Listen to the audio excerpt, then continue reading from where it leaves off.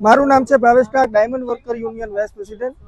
હાલની અંદર હીરામાં મંદીના માહોલની વચ્ચે જે રત્ન કલાકારોના બાળકો નોટબુકથી વંચિત ન રહી જાય એ હેતુથી આજે 2 દિવસથી અંદર 1 લાખ બુકોનું વિતરણ કરવામાં આવશે અને 10,000 બાળકો આનો લાભ લેશે। રત્ન કલાકારોના બાળકો મોંઘવારી વચ્ચે અને મંદીના માહોલની વચ્ચે બુકથી વંચિત ન રહી જાય એ હેતુથી આ કાર્યક્રમને સફળ બનાવવા ઇન્ડિયન ડાયમંડ ઇન્સ્ટિટ્યૂટના ચેરમેન શ્રી દિનેશભાઈ નાવડિયા અને હીરા ઉદ્યોગની અગ્રીમ સંસ્થાઓનો આર્થિક સહયોગ અમને સારો મળી રહ્યો છે।